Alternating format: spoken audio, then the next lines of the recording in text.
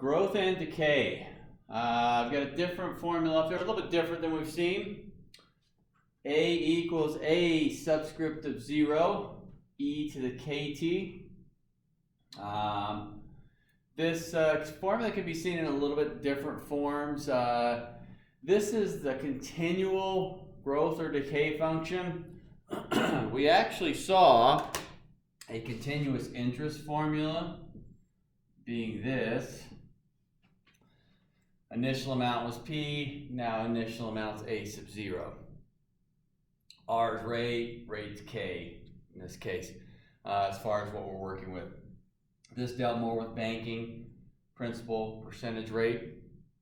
So those variables, different, same type formula, different look. I see these a lot, or have seen them with populations. P equals P sub 0 e to the kt. So again, A is just a variable. I want you to think final amount and initial amount. It doesn't matter what the letters are. Final amount, initial amount. Sometimes we'll see ends. And sometimes when you get in some other science classes and stuff, I'm just going to use A for an example. You could actually see subscripts, same formula, but you can see subscripts of I and F, initial, final. In math, we don't really like that subscript I too much because we think of an imaginary number. So usually we'll use the 0 for that initial amount. Still final on the left side, there's our initial amount. Doesn't matter what letters are being used. K is my rate, T is my time, whatever we're working with here. Now I've got two problems up here that we're going to be dealing with, a decay function, where we're talking about a substance that's going to be decaying down. If you switch this to maybe a growth, a lot of times growth functions would be like a bacteria growth. That's something that grows fast. Say an insect population, like a mosquito population. Those would be a growth. Okay. Number one here, half-life of cobalt is 5.27 years. If 100 grams is present now, so there's the initial amount, initial. How much will be present in 20 years? So we're looking for the final amount. All right, so get this down. We're looking for the final. I know the initial is 100. E's our number.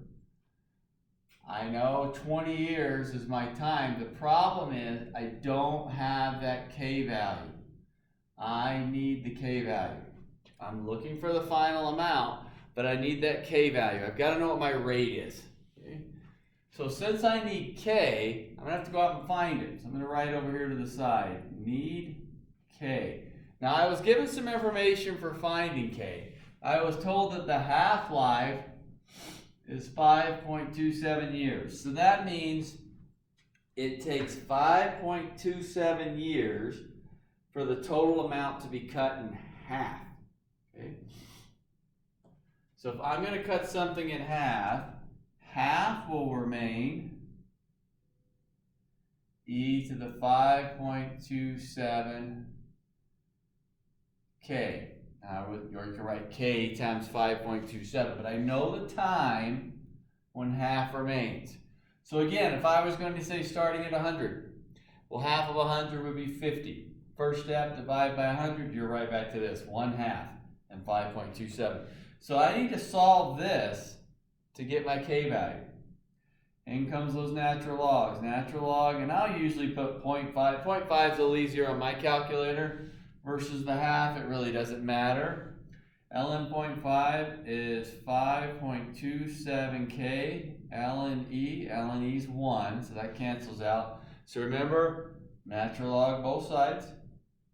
Brings this power down in front. Now I can solve for k. K is ln 0.5 over 5.27. That's going to be a long decimal. Let me see what that ends up being. I've got, let's see, ln 0.5 divided by 5.27. I end up with k being negative point, let's see, I've got negative 0.1315269792. All right, and so the idea we've talked about before is we don't want to round in the middle of a problem. So we either need to use whatever, think about what's best on your calculator, this fractional piece or the whole decimal. I don't want to round off, but I need one of those two going in for K. You can also look into how to use the store function or the answer key on your calculator. That's also beneficial here for reusing a value you've already found. But basically, I'm going to go back into my setup. Here's my setup. All I was missing was the K value. Well, I have the K value. I'm going to write it with the fraction one here. You again can do it with whichever one. So 100e to the ln 0.5 over 5.27, all of that times 20. There's my exponent on the e. And that's going to give me the final amount I'm looking for. So once again, the idea was I have my initial setup with two variables in it. The part that's boxed off there, I have an a and a k. I'm looking for how much will be present in 20 years. So I want A. So I need to get K substituted in for. So I went out to the left side and I found K based on what my half-life setup was. I was told there was a half-life. So half remain in 5.27 years. That's what I did through here. And now I'm going to go back and use that value in there. So let's see here. Once in the calculator,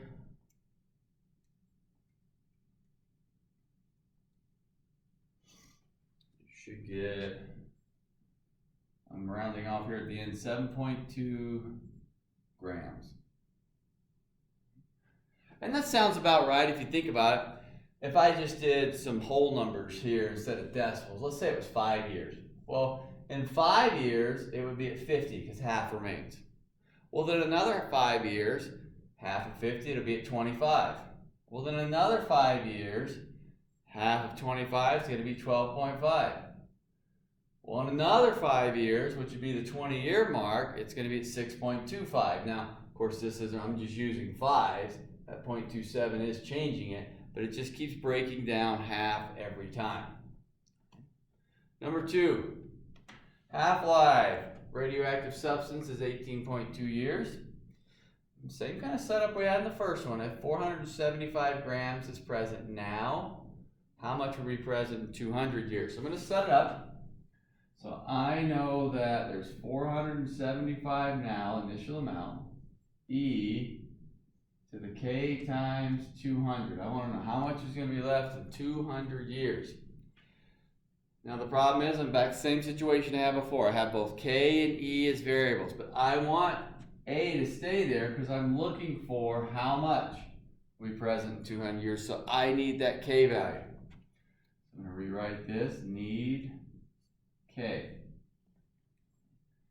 Half-life, 18.2 years. So 1/2 equals E to the 18.2K. And that's where I'm going to solve for that K value. ln 0.5, 18.2K, ln E. So K would be ln 0.5 over 18.2. There's my K value. So remember, if you would rather have the decimal, that's fine. Just make sure you don't round off when you substitute that decimal. So I can substitute this in for K. I'm just going to put it in the fraction form. I'm not saying that the fraction form is necessarily better. Usually I just like writing it out that way so I can see I'm doing that direct substitution. So then in my calculator,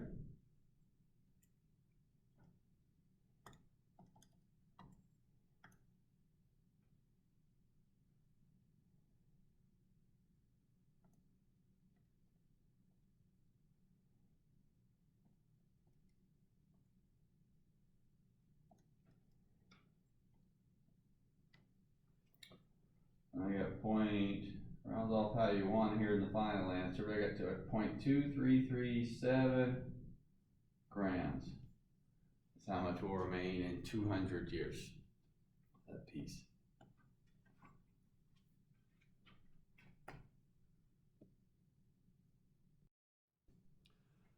Okay, we're going to take a look at a growth problem now.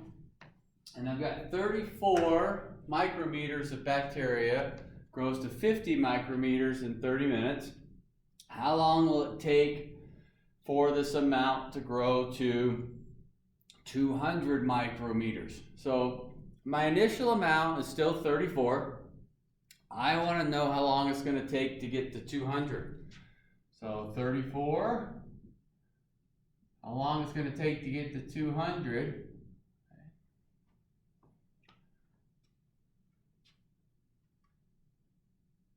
And I'm looking for this piece. I've got a K and a T up there. Now I don't know either one of those, K or T, but I know I'm looking for how long. So that means that I definitely want to keep T. I've got to go find K. Right? I need that K value again.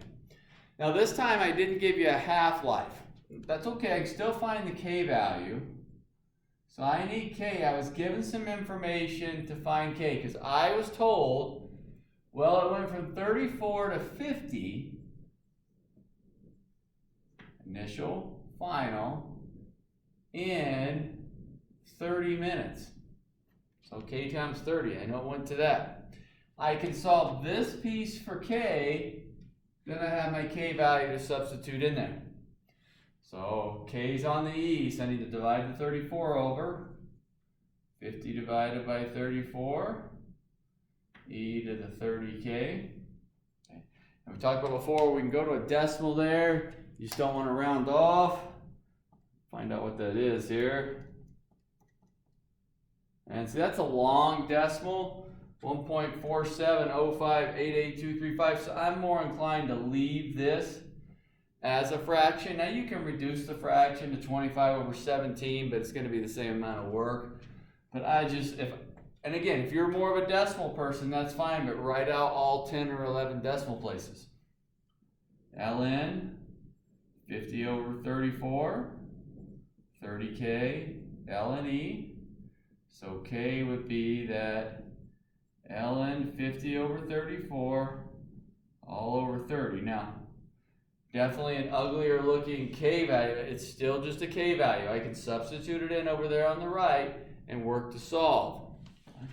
So I'm going to kind of write it out, leaving the fraction in there. So we can watch the process. Again, with all of this up here in the exponent, it's not going to be the best looking problem, but we'll get the idea. So I want to solve for T. The T is being applied to the E, so I need to get rid of this 34 first. 200 over 34 equals E to all of this.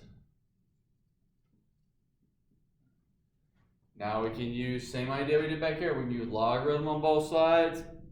Again, if you want to go to decimal, that's fine, but I'm going to go to logarithm. So I can bring this down. I would have ln 200 over 34 equals ln of 50 over 34 divided by 30 T equals T ln E, and the ln of E is 1, so that's not going to matter. And then I can divide that piece over to solve for T. Now a lot of fractions going on makes it a little bit more difficult on the calculator, but we get the idea. We're bringing this down in front. This is some value, so we're going to divide both sides by that value to get T alone. So then T would be ln 200 over 34, all divided by ln 50 over 34 divided by 30, all in that calculator. Let's see here.